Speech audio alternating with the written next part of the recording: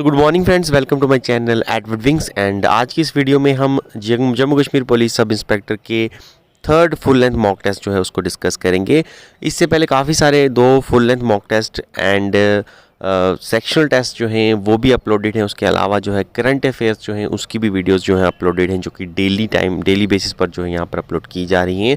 तो वहाँ पर जाकर आप देख सकते हैं, प्रैक्टिस कर सकते हैं। एग्ज़ाम जो है अब आपका लगभग आप देखोगे तो 15-16 दिन जो है इसमें और बच रहे हैं। तो और तेज़ी से जो है अपनी प्रिपरेशन जो है उसको स्टार्ट कीजिए और प्रैक्टिस जो है उसको करते रहिए। ठीक है, तो वीडियो स्टार्ट करने से पहले बताना चाहूँगा कि हमारा जो ऐप है, ऑफिशियल ऐप जो है एडवर्ड विंग्स का, वो प्ले स्टोर पर लॉन्च हो चुका है। वहाँ पर भी आपको जो है जम्मू कश्मीर सब इंस्पेक्टर के लिए मॉक टेस्ट जो है वहाँ पर अवेलेबल है। एक पूरा कोर्स जो है वहाँ पर लॉन्च किया गया है। वहाँ पर जाकर आप मॉक टेस्ट जो है उनको देख सकते हैं। 10 मॉक टेस्ट जो है इस कोर्स के अंदर आपको मिलेंगे। इसके अलावा जो हम करंट अफेयर आपको पढ़ाते हैं रोज़ की वीडियो में, उसकी भी PDF जो हैं पिछले 14 महीने की PDF जो है वो आपको वहाँ पर कोर्स के अंदर मिल जाएंगे। उसके अलावा नोट्स जो है वहाँ पर वो भी अवेलेबल हैं। तो इन दोनों ही कोर्सेज़ में स्टूडेंट जो है काफ़ी ज़्यादा इंटरेस्ट शो कर रहे हैं।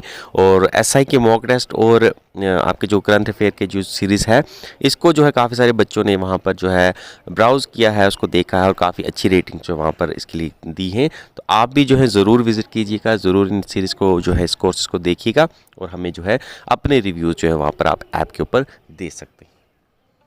ज़रूर जाइएगा, इसको देखिएगा, प्ले स्टोर पर जाकर डाउनलोड कीजिएगा। लिंक जो है डिस्क्रिप्शन बॉक्स में मिल चुका है, वहाँ पर भी जाकर जो है आप इसको डाउनलोड कर सकते हैं। ठीक है, तो अब आइए स्टार्ट करते हैं वीडियो, देखते हैं third full length mock test. पहला क्वेश्चन है कि title of viceroy was added to the office of governor general in for the first time in. ठीक है, तो गवर्नर जनरल आपको पता है पहले जब ब्रिटिश राज था, पहले गवर्नर जनरल के ऑफिस होते थे, उनको फिर रीनेम करके वाइसरॉय का ऑफिस जो है वो बनाया गया था। तो वाइसरॉय का ऑफिस जो है पहली बार कब जो है एग्जिस्टेंस में आया था भारत में, तो वो था आपका 1858 में। ओके, नेक्स्ट क्वेश्चन है कि language of discourse of Gautam Buddha was. ठीक है, डिस्कोर्स मीन्स कि जो हम ऐसे बातचीत करते हैं, जैसे हम कहते हैं, तो गौतम बुद्ध जो जिस लैंग्वेज में बातचीत करते थे वो कौन सी लैंग्वेज का इस्तेमाल करते थे, तो वो थी आपकी पाली लैंग्वेज। ठीक है, नेक्स्ट क्वेश्चन है कि the Vedas contain old truth was interpreted bye. ठीक है, कि ये किसने इंटरप्रेट किया था या किसने कहा था कि वेदास जो हैं उनमें सब ट्रुथ जो है वो मौजूद हैं। ये किसकी बात थी जो वेदास पर फोकस करने के लिए हमें कहते थे, वो थे हमारे स्वामी दयानंद सरस्वती जी, जो कि आर्य समाज के फाउंडर हैं। ठीक है, याद रखिएगा, आर्य समाज जो है वो इनके द्वारा बनाया गया था। ओके, नेक्स्ट क्वेश्चन है कि the treaty of Srirangapatnam was sign between Tipu Sultan and. ठीक है, तो ट्रीटी ऑफ श्रीरंगपट्टनम जो है ये टीपू सुल्तान और कौन से हम कह सकते हैं ब्रिटिश गवर्नर जनरल के बीच में हुई थी। तो ट्रीटी ऑफ श्रीरंगपट्टनम टीपू सुल्तान और लॉर्ड कॉर्नवेलिस के बीच हुई थी, ट्रीटी ऑफ श्रीरंगपट्टनम। ठीक है, नेक्स्ट क्वेश्चन है to meet the educational need of the people Madrasae Nashri was built in the reign of. ठीक है, कि एजुकेशनल नीड्स को पूरा करने के लिए लोगों की मदरसे नासिरी नाम की एक इंस्टीट्यूशन बनाया गया था। किसके राज में बनाया गया था, तो मदरसा नासिरी एक तो याद रखिएगा एजुकेशनल नीड के लिए था और ये बनाया गया था इल्तुतमिश के रीन में। ठीक है, इल्तुतमिश के वक्त में। नेक्स्ट है कि Though Ashoka had many sons, the inscription has mentioned only one who is not mentioned in any other source। ठीक है, कि अशोका के कहने को तो कहते हैं कि 101 पुत्र जो है अशोका के बताए जाते हैं, लेकिन इंस्क्रिप्शंस की बात करोगे, जहाँ पर इंस्क्रिप्शन जो अशोक ने इंस्क्रिप्शन लिखी है, उन्होंने सिर्फ अपने एक ही बेटे का जिक्र किया है, जो कि बाकी कहीं पर भी आपको उस बेटे का जिक्र नहीं मिलता है। वो कौन सा बेटा था अशोक का जिसका खुद उन्होंने अपनी इंस्क्रिप्शन में जिक्र किया है, वो है आपके तिवारा। ठीक है, तिवारा। नेक्स्ट क्वेश्चन है which of the following statement is not correct about Raja Ram Mohan Roy. ठीक है, तो राजा राम मोहन राय के बारे में हम कह सकते हैं इनमें से कौन सा स्टेटमेंट है जो कि गलत है। ठीक है, तो पहला स्टेटमेंट है कि Raja Ram Mohan Roy was born in well to do family in Bengal probably in 1772, बिल्कुल सही आंसर है। दूसरा है कि he died in India in 1883, बिल्कुल। देखिए, डेथ इनकी 1883 में हुई थी, लेकिन इनकी डेथ जो है वो US में हुई थी और इनकी डेथ मेनिंजिटिस की वजह से हुई थी। ठीक है, मेनिंजिटिस की वजह से हुई थी। मेनिंजिटिस क्या है, तो हमारी ब्रेन और स्पाइनल कॉर्ड के ऊपर जो है जो एक लेयर होती है, हम कह सकते हैं उसकी इन्फ्लेमेशन हो जाती है जब, तो उसकी वजह से इनकी डेथ हो गई थी। मेनिंजिटिस और US में हुई थी, भारत में इनकी मौत नहीं हुई थी, हुई हालांकि 1833 में थी, ठीक है। और तीसरा स्टेटमेंट भी ठीक है कि इनको मुगल एम्परर अकबर सेकंड ने इनको राजा का टाइटल दिया था, नाम इनका सिर्फ राम मोहन राय था, ठीक है। और चौथा भी यही है कि न्यूज़पेपर संवाद कामुडी जो है वो भी इनके द्वारा ही लॉन्च किया गया था, ठीक है। तो इसका जो राइट आंसर रहेगा वो है आपका ये, राइट आंसर मीन्स कि ये रॉन्ग है। नेक्स्ट क्वेश्चन है कि what was the greatest contribution of Ishwar Chandra Vidyasagar in the social reform, ठीक है।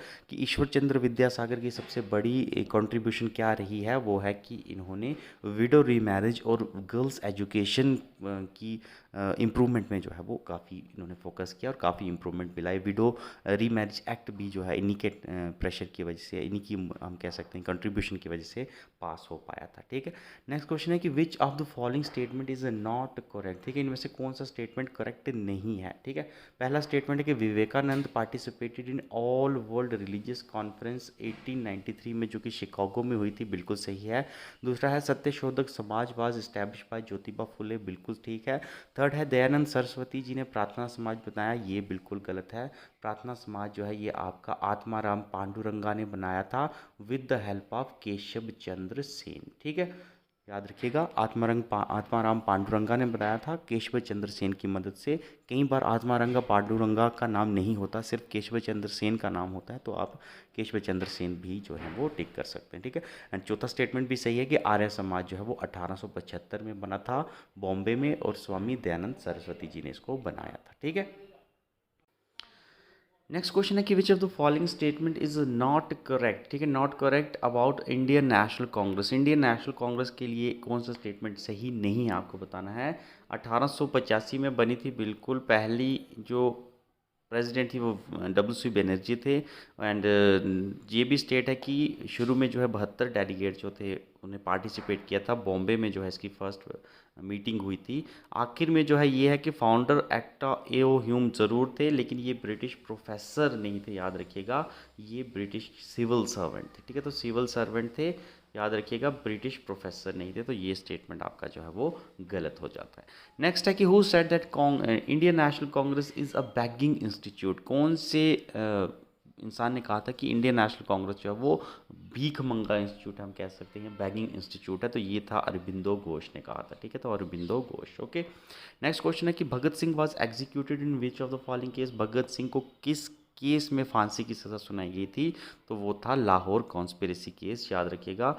जो उन्होंने बॉम्ब फेंका था सेंट्रल असेंबली में, उसके लिए उनको फांसी की सज़ा नहीं मिली थी, बल्कि लाहौर कॉन्स्पिरेसी केस में उनको फांसी की सज़ा मिली थी। व्हेन वाज अगस्त क्रांति लॉन्च बाय मोहनदास करमचंद गांधी, तो एम के गांधी ने अगस्त क्रांति जो है कब लॉन्च की थी, तो अगस्त क्रांति जो है इसको क्विट इंडिया मूवमेंट भी कहा जाता है। तो क्विट इंडिया मूवमेंट या अगस्त क्रांति आपकी 1942 की बात है, ठीक है। नेक्स्ट क्वेश्चन है which of the following provision was not included in Nehru report, Nehru report में इनमें से कौन सा प्रोविजन नहीं था, तो डोमिनियन स्टेटस था, गवर्नर जनरल सिर्फ कॉन्स्टिट्यूशनल हेड होना चाहिए, ये भी कहा था, और सेपरेट इलेक्टोरेट नहीं होना चाहिए। राइट आंसर जो है वो आपका है डायरकी, तो डायरकी की बात जो है वो नेहरू रिपोर्ट में नहीं की गई थी। नेक्स्ट क्वेश्चन है which of the following act ensure the establishment of supreme court of India, तो कौन से एक्ट के अंदर जो है ये इंश्योर किया गया था कि भारत में सुप्रीम कोर्ट नाम की एक बॉडी होगी, ये था आपका रेगुलेटिंग एक्ट 1773 का, ठीक है। नेक्स्ट है सत्य शोधक समाज जो है, जिसको ट्रूथ सीकर सोसाइटी भी कहते हैं, किसने बनाई थी, तो ये थी आपके ज्योतिबा राव फूले, पीछे भी हमने डिस्कस किया। नेक्स्ट है in which layer ozone layer is found, ठीक है। कौन सी हम कह सकते हैं स्ट्रेटोस्फेरिक लेयर में जो है ओजोन लेयर जो है पाई जाती है, ठीक है। तो ओजोन लेयर जो है वो आपकी स्ट्रेटोस्फेयर में पाई जाती है। नेक्स्ट है which of the following geographical term is related to a land surrounded by 3 side, surrounded by water by 3 side, ठीक है। मान लीजिए ये हमारी लैंड है, इसके ऊपर वाली तरफ जो है सिर्फ लैंड है, और इसके इस तरफ भी वाटर है, इस तरफ भी वाटर है, इस तरफ भी वाटर है, जैसे आपको इंडिया के साउदर्न एंड में दिखता है। तो इस तरह की लैंड को क्या कहते हैं, तो इसको हम कहते हैं पेनिनसुला, ठीक है। तो चारों तरफ से होगा तो उसको आइलैंड कहेंगे।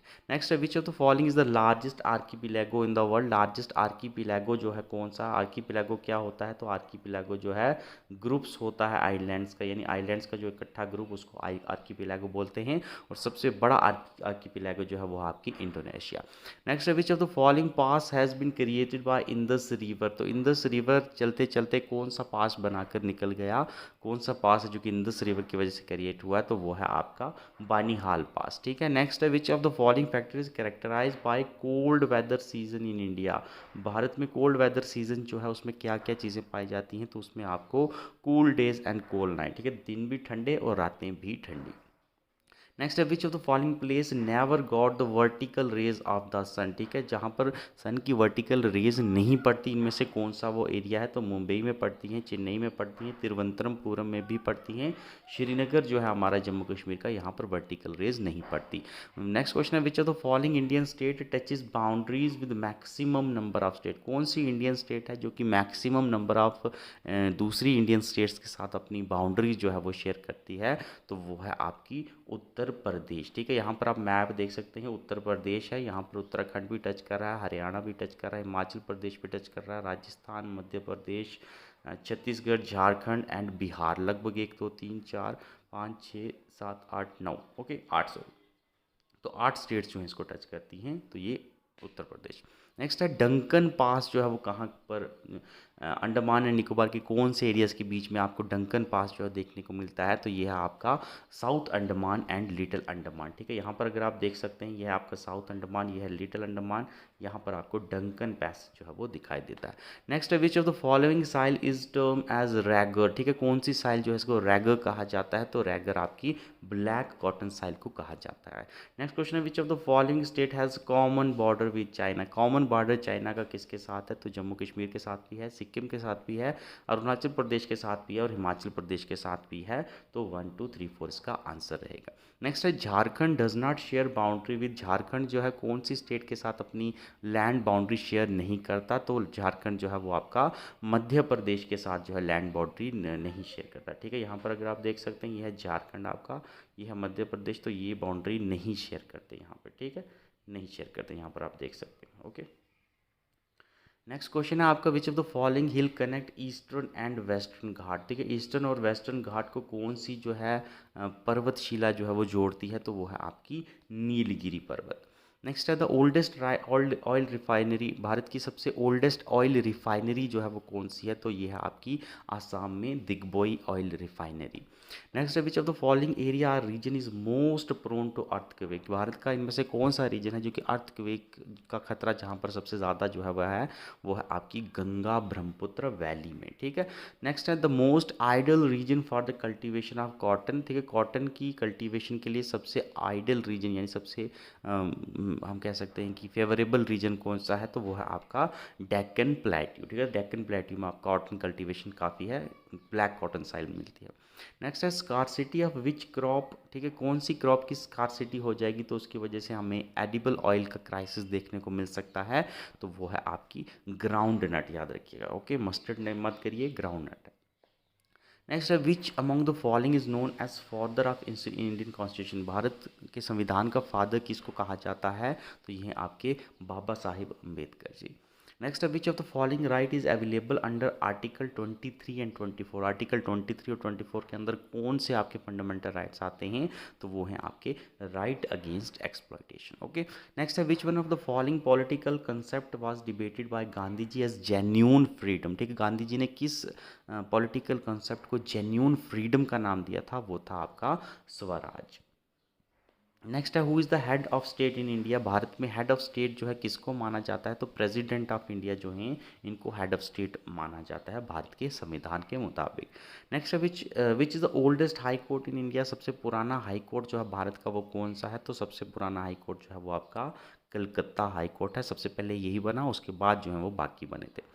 नेक्स्ट है which act of British parliament transfer the power of east Indian company to British crown, ठीक है, कौन सा एक्ट था ब्रिटिश पार्लियामेंट का जिसने ईस्ट इंडियन कंपनी से पावर जो है वो छीन कर जो है डायरेक्ट ब्रिटिश क्राउन के हवाले कर दी भारत पर जो है रूल करने के लिए, वो था आपका गवर्नमेंट ऑफ इंडियन एक्ट 1858। ठीक है, अब प्रोक्लेमेशन ऑफ इमरजेंसी जो है आर्टिकल 352 में आती है, तो इसको कौन इशू करता है जब भी इमरजेंसी लगानी होती है, 352 के अंदर नेशनल इमरजेंसी आती है, कौन इसको प्रोक्लेम कर सकता है, तो ये आपके प्रेसिडेंट साहब ही कर सकते हैं।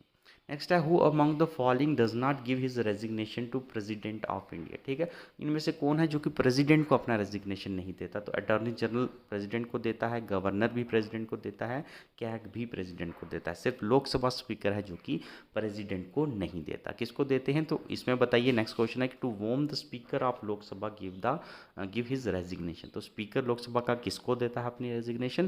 तो स्पीकर जो रहेगा वो आपका डेप्यूटी स्पीकर जो रहता है उसको अपनी रेजिग्नेशन देता है। नेक्स्ट है in which list of the Indian constitution is citizenship included, ठीक है। कौन सी लिस्ट है? State list, concurrent list, union list, इसमें से कौन सी लिस्ट है जिसमें सिटीजनशिप जो है उसका जिक्र है? सिटीजनशिप जो है ये आपकी यूनियन लिस्ट के अंदर आती है, ठीक है। और इसको मैंने पिछली बार डिस्कस भी किया था, सिटीजनशिप जो है वो होम मिनिस्ट्री जो है वो उसके अंदर है, ठीक है, यूनियन होम मिनिस्ट्री के पास। नेक्स्ट है constitution define citizen as, constitution जो है एक सिटीजन जो है भारत का उसको कैसे डिफाइन करता है?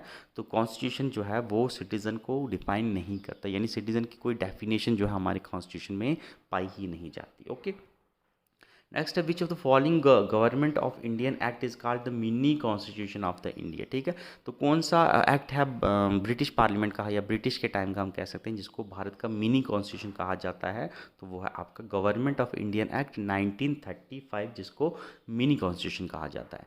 नेक्स्ट है advocate general of the state is appointed for the period of, advocate general जो होते हैं स्टेट के होते हैं, जो स्टेट के हाईएस्ट लॉ ऑफिसर होते हैं, ये कितने साल, कितने इनका टर्म रहता है? तो इनका कोई फिक्स टर्म नहीं रहता है, जब तक मन रहता है काउंसिल ऑफ मिनिस्टर का जब तक मन रहेगा वो गवर्नर को रिकमेंड करते रहेंगे और गवर्नर जो है वो फर्दर आगे उसको उसका पीरियड एक्सटेंड करता रहेगा या निकाल भी सकता है।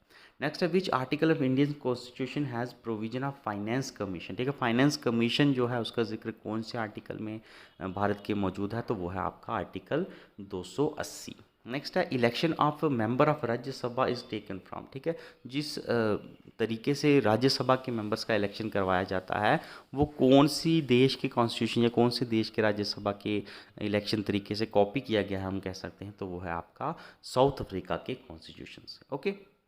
नेक्स्ट है रिजर्व बैंक ऑफ इंडिया जो है वो कब नेशनलाइज हुआ? तो रिजर्व बैंक ऑफ इंडिया जो है ये आपका 1959 में, सॉरी 1949 में, ये 1949 में जो है ये आपका नेशनलाइज हुआ है। नेक्स्ट है till when the government want to eliminate tuberculosis, ठीक है। टीबी हारेगा भारत जीतेगा ये कैंपेन चल रहा है ट्यूबरकुलोसिस को एलिमिनेट करने के लिए। तो कब तक टारगेट रखा गया है भारत गवर्नमेंट के द्वारा कि ट्यूबरकुलोसिस को हराना है? तो वो है आपका 2025 तक हमारा टारगेट है कि कोई भी इंसान जो है ऐसा ना रहे जिसको ट्यूबरकुलोसिस हो, ठीक है। सबको या तो ठीक कर दिया जाए या तो ठीक कर दिया जाए। ओके। नेक्स्ट क्वेश्चन है विवाद से विश्वास स्कीम जो है ये किस चीज़ के रिलेटेड है? इनडायरेक्ट टैक्स, डायरेक्ट टैक्स या दोनों या कोई भी नहीं? तो विवाद से विश्वास स्कीम जो है ये आपकी इनकम टैक्स के रिलेटेड है, तो डायरेक्ट टैक्स के रिलेटेड है। ओके। नेक्स्ट है एज पर यूनियन बजट 2020-21, ठीक है। यूनियन बजट 2020-21 में हाईएस्ट रेट जो है डायरेक्ट टैक्स का, यानी हाईएस्ट स्लैब जो है हाई टैक्स की वो कौन सी है? तो वो है आपकी 30%। ये 30% से ऊपर जो है किसी के ऊपर डायरेक्ट टैक्स नहीं लगाया जाता, ठीक है। 6 टैक्स रेट्स हैं, याद रखिएगा भारत में लगभग 5%, 10%, 15, 20, 25 एंड 30, ठीक है। तो हाईएस्ट आपका 30% स्लैब है। नेक्स्ट है who is the central monetary authority in India, ठीक है। सेंट्रल मॉनिटरी पॉलिसी अथॉरिटी जो है भारत की कौन सी है? तो मॉनिटरी पॉलिसी जो है ये आपकी भारत गवर्नमेंट है और फाइनेंस मिनिस्ट्री जो है ये आपकी आ जाती है फिजिकल गवर्नमेंट, ठीक है। फिजिकल पॉलिसी जो है ये आपकी फाइनेंस मिनिस्ट्री के पास आती है। क्वांटिटेटिव ईजिंग जो है ये किस नाम के लिए? क्वांटिटेटिव ईजिंग जो है यूएस के बैंक के द्वारा जो है की जाती है और ये इसका मतलब होता है बेसिकली एसेट परचेजिंग, ठीक है। सेंट्रल बैंक जो है जब एसेट परचेज करता है मार्केट में से तो उसको हम क्वांटिटेटिव ईजिंग कहते हैं, ठीक है। एसेट परचेज करेगा तो पैसा डालेगा मार्केट में, इसको हम क्वांटिटेटिव ईजिंग कहेंगे। नेक्स्ट है इन्फ्लेशन एक ऐसी सिचुएशन है जिसमें क्या होता है? तो इन्फ्लेशन में जो है आपकी वैल्यू जो होती है मनी की वैल्यू पावर यानी परचेजिंग पावर जो होती है वो डिक्रीज होनी शुरू हो जाती है, ठीक है। नेक्स्ट है why a government does devaluation of currency, तो गवर्नमेंट्स जो है डिवैल्यूएट क्यों करती है अपनी करेंसी को? 1991 में भी अगर आपने देखा होगा जब एलपीजी रिफॉर्म्स आए गए थे तो डिवैल्यूएट किया गया था मनी को। अभी फाइनेंस अकाउंट असिस्टेंट के पेपर में भी ये क्वेश्चन देखने को मिला था। तो क्यों किया जाता है? तो एक तो एक्सपोर्ट्स जो हैं कहीं ना कहीं उनको बढ़ाया जाए और इम्पोर्ट्स जो हैं उनको कम किया जाए, तो both A and B. Next है what kind of unemployment is found in agriculture sector. तो एग्रीकल्चर सेक्टर में किस तरह की अनएम्प्लॉयमेंट मिलती है, तो वो आपकी डिस्गाइज अनएम्प्लॉयमेंट। नेक्स्ट है which of the following is the biggest source of vitamin A. ठीक है, विटामिन ए का बिगेस्ट सोर्स जो है इनमें से कौन सा है, तो वो है आपका मैंगो। मैंगो को जो है हम किंग ऑफ फ्रूट्स भी कहते हैं। ओके, नेक्स्ट है which of the following is not the function of reserve bank of India. RBI का इनमें से कौन सा फंक्शन नहीं है, तो बैंकर तो है ही, प्रिंटिंग करेंसी भी है, कस्टोडियन भी है रिजर्व बैंक का, तो कॉइन्स जो हैं वो रिजर्व बैंक नहीं मिंट करता। ठीक है, वो उसके लिए अलग अलग जो हैं 4-5 प्रेस हैं जहाँ पर कॉइन्स जो हैं वो बनते हैं। नेक्स्ट है which currency is recently added to the basket of IMF currency. ठीक है, आईएमएफ करेंसी के अंदर जो है रिसेंटली एक देश की करेंसी जो है उसको ऐड किया गया है, वो कौन सी है, तो वो है आपकी चाइनीज़ युआन। ठीक है, चाइना की। नेक्स्ट है राइनबिम्बी भी इसको बोलते हैं। ठीक है, नेक्स्ट है कि who has been appointed as new director general of world trade organization. World trade organization का नया डीजी किसको बनाया गया है, तो वो है आपकी नागोजी ओकोंजो। ठीक है, नागोजी ओकोंजो। ओके, तो नेक्स्ट क्वेश्चन है आपका कि ग्लासगो ग्लेशियर जो है वो कौन से कॉन्टिनेंट में पाया जाता है। ग्लासगो ग्लेशियर, देखिए ग्लासगो जो है ये आपकी जगह है यूनाइटेड किंगडम में, याद रखिएगा। यहाँ पर COP26 जो है ये आपकी हुई है अभी, कॉन्फ्रेंस ऑफ पार्टीज़, जो कि क्लाइमेट चेंज के रिलेटेड है, क्लाइमेट को बचाने के रिलेटेड है। तो लेकिन ये जो ग्लेशियर जो है ये आपका यूरोप में नहीं है, याद रखिएगा, ये अंटार्कटिका का ग्लेशियर है जो कि काफ़ी तेज़ी से पिघल रहा है। तो उसको कहीं ना कहीं उसकी क्लाइमेट चेंज को रोकने के लिए, ताकि उसका पिघलने का जो रेट है कहीं ना कहीं उसको रोका जाए, तो इसलिए उसको ट्रिब्यूट देने के लिए हम कह सकते हैं इसको ग्लासगो ग्लेशियर का नाम दिया गया है, और ये है आपका अंटार्कटिका में। ठीक है, सही जगह ग्लासगो कहाँ पर है, तो वो आपकी यूनाइटेड किंगडम में। नेक्स्ट है Indian government has decided to celebrate 23 January as Parakram Diwas to celebrate the birth anniversary of which freedom fight. ठीक है, तो 23 जनवरी को पराक्रम दिवस घोषित कर दिया गया है। किसकी बर्थ एनिवर्सरी मनाई जाएगी एज अ पराक्रम दिवस, तो वो है आपके सुभाष चंद्र बोस जी। ठीक है, नेक्स्ट है who won the Booker Prize of 2021। तो बुकर प्राइज जो है 2021 का वो किसको दिया गया है, तो बुकर प्राइज आपका डैमन गैलगट को मिला है। किस चीज़ के लिए मिला है, तो इनका जो नोवेल है द प्रॉमिस, इसके लिए मिला है। ठीक है, और जो आपकी एक और चीज़ याद रखिएगा, जो डेविड डियोप हैं इनको इंटरनेशनल बुकर प्राइज जो है 2021 का वो मिला है। ठीक है, इंटरनेशनल बुकर प्राइज 2021 का, दो अलग अलग हैं, बुकर प्राइज अलग है, इंटरनेशनल बुकर प्राइज अलग है। नेक्स्ट है changing India, a famous book is written by. ठीक है, एक फेमस बुक है, हाल ही में लिखी गई है, चेंजिंग इंडिया। किसके द्वारा लिखी गई है, तो ये हमारे ex prime minister doctor Manmohan Singh के द्वारा लिखी गई है चेंजिंग इंडिया। नेक्स्ट है which part of Himalayas are covered with dense forest. ठीक है, हिमालय का कौन सा हिस्सा है, या कौन सा हम कह सकते हैं डायरेक्शन में जो है डेंस फॉरेस्ट जो पाए जाते हैं, तो वो है आपके ईस्टर्न साइड में। तो हिमालय के ईस्टर्न साइड में डेंस फॉरेस्ट मिलते हैं, और ईस्टर्न साइड में आपके अरुणाचल प्रदेश वाले एरिया भी जो आ जाते हैं, पूर्वांचल्स जो हैं वो, जिनको कहा जाता है भारत में। नेक्स्ट है a very large ecosystem on land having distinct type of vegetation and wild life. ठीक है, एक लार्ज इकोसिस्टम जहाँ पर अलग तरह की वेजिटेशन, अलग तरह की वाइल्ड लाइफ मिलती है, उसको क्या कहा जाता है इकोलॉजिकल टर्म में, तो उसको हम कहते हैं बायोम। ओके, नेक्स्ट है which of the following country has highest biodiversity. इनमें से कौन सी कंट्री है जिसमें सबसे ज़्यादा बायोडाइवर्सिटी, सबसे ज़्यादा एनिमल्स एंड प्लांट्स वगैरह हम कह सकते हैं मिलते हैं, तो वो है आपके ब्राज़ील में। ठीक है, इसमें से, इनमें से। ओके, नेक्स्ट है which of the following feature is not related to biodiversity hotspot. तो बायोडाइवर्सिटी हॉटस्पॉट्स के कुछ कैरेक्टरिस्टिक फीचर होते हैं जिसकी वजह से उसको बायोडाइवर्सिटी हॉटस्पॉट डिक्लेयर किया जाता है। भारत में भी 4 बायोडाइवर्सिटी हॉटस्पॉट हैं, तो कौन सा क्राइटेरिया जो है इसमें से नहीं होता है। ठीक है, लार्ज नंबर ऑफ स्पीशीज़ होनी चाहिए, अबंडेंस ऑफ एंडेमिक स्पीशीज़ होनी चाहिए, large number of exotic species होनी चाहिए। ठीक है, डिस्ट्रक्शन ऑफ हैबिटेट को जो है बायोडाइवर्सिटी हॉटस्पॉट का क्राइटेरिया नहीं माना जाता। ठीक है, next which of the following is the first national park of the India. Bharat का पहला नेशनल पार्क जो है इनमें से कौन सा था, तो वो था आपका जिम कॉर्बेट नेशनल पार्क, और ये है आपका उत्तराखंड में, sorry okay, UK Uttarakhand.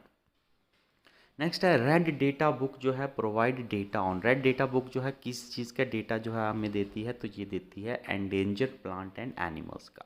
Next है name the forest in which teak is the predominant species. ठीक है, कौन सा फॉरेस्ट है जिसमें टीक जो है वो डोमिनेंट स्पीशीज़ रहती है, तो टीक जो है वो आपके ट्रॉपिकल डेसोडियस फॉरेस्ट की जो है डोमिनेंट स्पीशीज़ है। नेक्स्ट है an example of non living या ए बायोटिक कंपोनेंट हम कह सकते हैं, नॉन लिविंग बायोटिक कंपोनेंट या इसको हम ए बायोटिक कंपोनेंट भी बोलते हैं। तो ये ए बायोटिक कंपोनेंट में से कौन सा है, वो है आपका पानी, वाटर। नेक्स्ट एशियाटिक लाइन जो है वो कहाँ पर आपको मिलता है, भारत में एशियाटिक लाइन कहाँ पर मिलता है, तो भारत में एशियाटिक लाइन आपको गिर फॉरेस्ट में मिलता है। ठीक है, गिर फॉरेस्ट कहाँ पर है, तो गिर फॉरेस्ट याद रखिएगा ये आपके गुजरात में। ठीक है, G okay, G and G. Next biological magnification किसकी वजह से होती है, इसमें से बायोलॉजिकल मैग्निफिकेशन ये होती है आपकी हैवी मेटल्स की वजह से। ठीक है, बायोलॉजिकल मैग्निफिकेशन जैसे जैसे फूड चेन में एनिमल्स की प्रोग्रेशन होती है, उसके अंदर जो है टॉक्सिक मटेरियल जो होता है उसका तादाद जो है वो बढ़ती जाती है, इसको कहते हैं बायोलॉजिकल मैग्निफिकेशन। ठीक है, हैवी मेटल्स की वजह से होती है। नेक्स्ट है what is the cause of green house effect, तो ग्रीन हाउस इफेक्ट किसकी वजह से होती है, मेनली ग्रीन हाउस इफेक्ट जो है वो आपकी कार्बन डाइऑक्साइड की वजह से हो रही है, क्योंकि इसकी तादाद काफ़ी ज़्यादा है बाकी गैसेस के मुकाबले। ठीक है, बाकी गैसेस ऑल दो इससे ज़्यादा जो है वो अफेक्ट करने की उनके पोटेंशियल तो है, लेकिन उनकी तादाद जो है एटमॉस्फेयर में कम है, इसकी वजह से वो ज़्यादा नहीं अफेक्ट कर पाती। कार्बन डाइऑक्साइड की तादाद काफ़ी ज़्यादा है। नेक्स्ट है use of micro organisms metabolisms to remove the pollutant such as oil spill in the water bodies is known as. ठीक है, माइक्रो ऑर्गेनिजम्स का इस्तेमाल करके जो पॉल्यूटेंट्स हैं उसको वाटर में से हटाना, जैसे ऑयल स्पिल्स वगैरह होती हैं उनको हटाने वाली प्रोसेस जो होती है इसको क्या कहा जाता है। ठीक है, इसको हम कहते हैं बायो रेमिडिएशन। ठीक है, bio remedy means solution, bio means animals का इस्तेमाल या लिविंग थिंग्स का इस्तेमाल। नेक्स्ट है which of the following ecosystem has inverted pyramid. ठीक है, इन्वर्टेड पिरामिड ऐसा होता है, ये आपका अपराइट पिरामिड हो जाता है। ठीक है, इनमें से बताना है आपको इन्वर्टेड पिरामिड जो है, ये इन्वर्टेड पिरामिड जो है ये कौन सी जगह पाया जाता है। तो ठीक है, तो ग्रासलैंड में आपका जो है ये अपराइट पिरामिड मिलता है, फॉरेस्ट में भी आपको अपराइट पिरामिड मिलता है, सिर्फ pond. Okay, only two will be the right answer. Pond में जो है ये आपको पोंड में आपको मिलता है इन्वर्टेड पिरामिड। नेक्स्ट है with reference to the ecological succession. Ecological succession की बात आ रही है, इकोलॉजिकल सक्सेशन में कहता है कि पायनर कम्युनिटी जो है वो किसको जो है वो माना जाता है, जब वो बेयर रॉक पर हो रही हो कोई सक्सेशन, तो वहाँ पर पायनर कम्युनिटी कौन सी होती है जो सबसे पहले वहाँ पर आकर बनती है। ठीक है, तो वो है आपकी लाइकन्स। लाइकन्स में पोटेंशियल होती है, वो बेयर रॉक्स पर भी जो है ग्रो कर जाती हैं। Next question which of the following protected area can be declare by state government. ठीक है, स्टेट गवर्नमेंट इनमें से कौन सा एरिया जो है, कौन सा प्रोटेक्टेड एरिया जिसको डिक्लेयर करेगी, पावर किसके पास है, तो वो है आपकी नेशनल पार्क को भी डिक्लेयर करती है, वाइल्ड लाइफ सेंचुरी को भी डिक्लेयर करती है। टाइगर रिजर्व जो है ये आपका नहीं, टाइगर रिजर्व जो है ये आपका यूनियन गवर्नमेंट के पास पावर रहती है। तो आंसर रहेगा 1 और 2। नेक्स्ट है which of the following producer consumer and decomposer आपको दिया गया है, फूड चेन का इनमें से कौन सा हिस्सा है, तो फूड चेन जो है ये तीनों ही इसके हिस्से रहते हैं, producer, consumer and decomposer. Next है which among the following is the most suitable word for local population genetically structurally and functionally adopted to its local environment. ठीक है, लोकल पॉपुलेशन जो कि अपने लोकल इन्वायरमेंट से genetically structurally and functionally adopted होती है, उस लोकल पॉपुलेशन को क्या नाम दिया जाता है, तो इसको हम कहते हैं इकोफिन। ठीक है, इकोफिन याद रखिएगा। 2021 की कॉन्फ्रेंस ऑफ पार्टीज़ जो है COP 2026 कहाँ पर हुई है, अभी अभी मैंने आपको बताया है यूके में हुई थी। यूनाइटेड किंगडम कौन से कॉन्टिनेंट में है, तो यह है आपका यूरोप। नेक्स्ट है कि स्टेट रीऑर्गेनाइजेशन बिल के तहत देखिएगा कौन सा स्टेटमेंट सही है। ठीक है, तो Jammu and Kashmir reorganisation bill 2019 जो है राज्यसभा में पहले इंट्रोड्यूस हुआ, बिल्कुल सही बात है। Jammu and Kashmir reorganisation bill ने लद्दाख यूनियन टेरिटरी क्रिएट की है विदाउट लेजिस्लेचर, बिल्कुल सही है। तो आंसर आ जाएगा बोथ 1 और 2।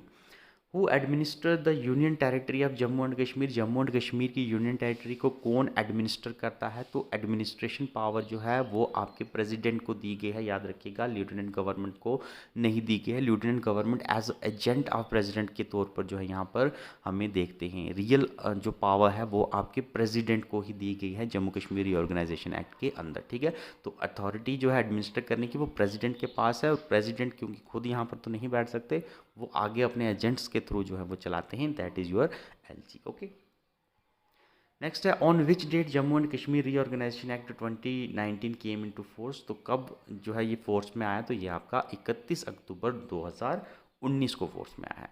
नेक्स्ट है कि कितने शेड्यूल जो हैं Jammu and Kashmir reorganisation act के अंदर आपको मिलते हैं, तो how many schedules are there, तो schedules are in 5 in number. Okay.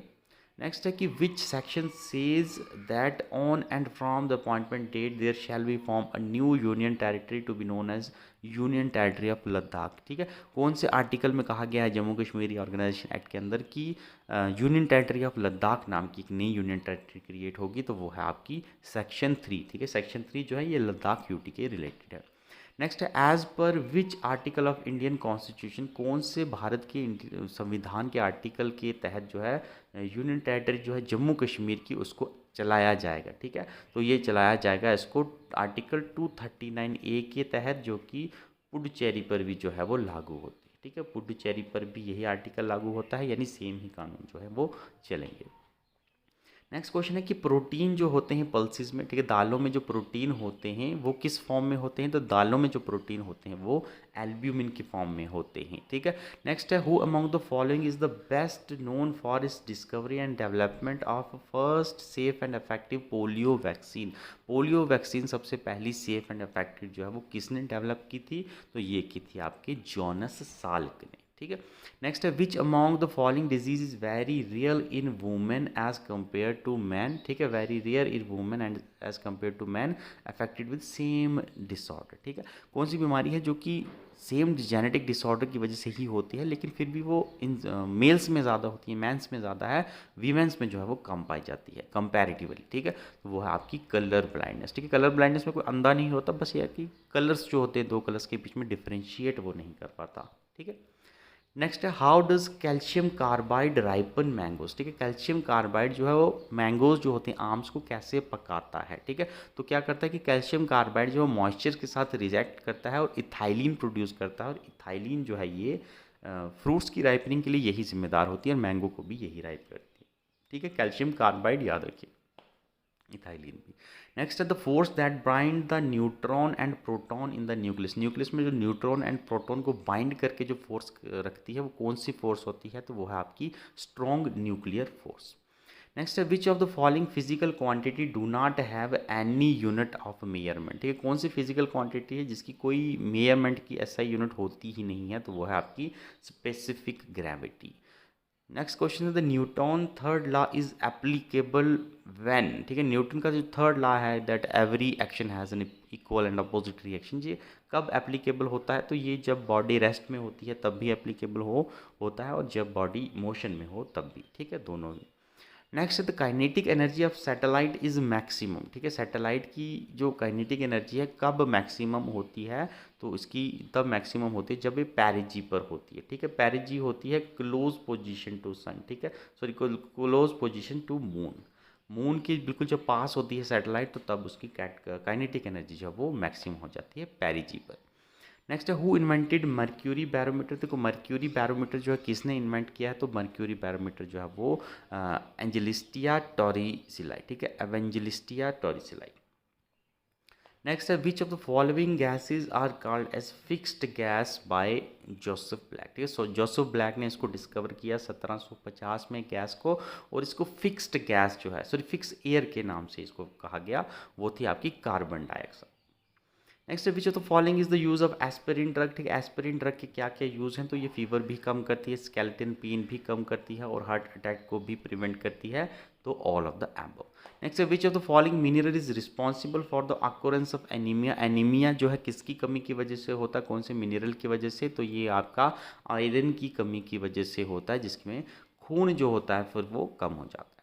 Next है इंग्लिश के कुछ क्वेश्चन है, please do not laugh dash those beggar. ठीक है, कौन इसमें क्या आएगा, तो please don't laugh at those beggar. ठीक है, एट आएगा इसमें। ठीक है, नेक्स्ट आपको सिनोनियम बताना है, डेफर का क्या सिनोनियम है। डेफर वर्ड आई होप आपने बहुत सुना होगा, केएस के बच्चे हों या फिशरीज इंस्पेक्टर के बच्चे होंगे, डेफर वर्ड यूज आपने सुना होगा, तो डेफर का मतलब होता है पोस्टपोन। ठीक है, नेक्स्ट क्वेश्चन आपको जो है वो है कि to keeps one temper in control. ठीक है, इसको क्या कहते हैं, to keeps one temper, one word substitution का जो है ये क्वेश्चन है, सॉरी इडियम फ्रेजेस का क्वेश्चन है। टू कीप्स वन टेम्पर का क्या मतलब होता है, तो इसका मतलब होता है to be in good mood. ठीक है, नेक्स्ट क्वेश्चन आपका वन वर्ड सब्स्टिट्यूशन की बात आ रही है। A person who renounce the world and practice the self discipline in order to attain salvation, ठीक है, दुनियादारी को छोड़ देना और मोक्ष को प्राप्त करने वाले इंसान को हम क्या कहते हैं, उस तरफ जो मुड़ जाता है तो उसको हम कहते हैं एस्थेटिक, ठीक है, एस्थेटिक। नेक्स्ट है आपका I said to him, narration कीजिएगा। I said to him why are you working so hard, ठीक है, इसका क्या आएगा, तो इसका जो है आपका ऑप्शन ए आंसर है।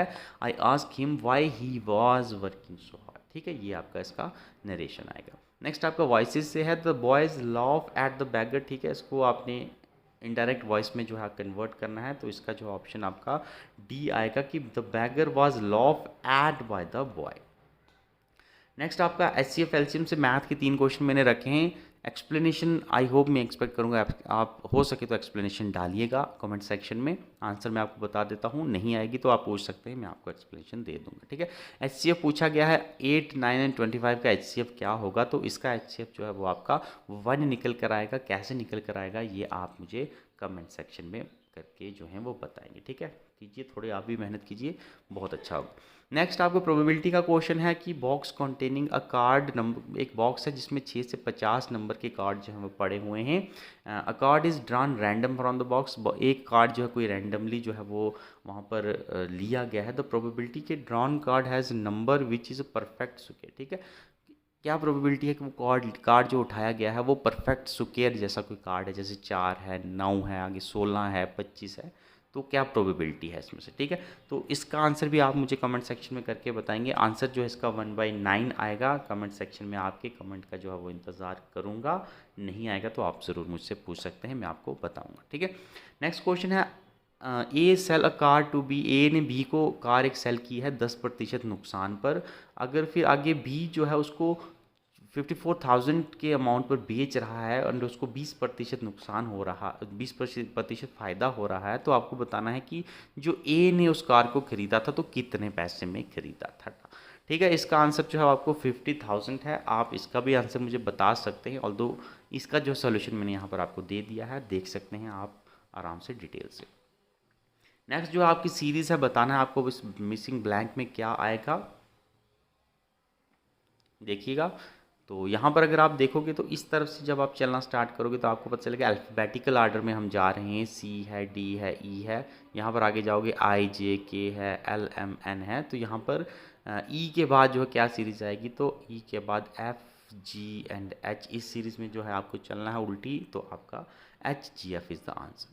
नेक्स्ट आपको बताना है सूटेबल मैचेस क्या हैं। फ़िश को स्कूल, जैसे ग्रुप ऑफ फिशेस जो होते हैं इनको, ग्रुप ऑफ फिशेस जो होते हैं इनको स्कूल कहा जाता है।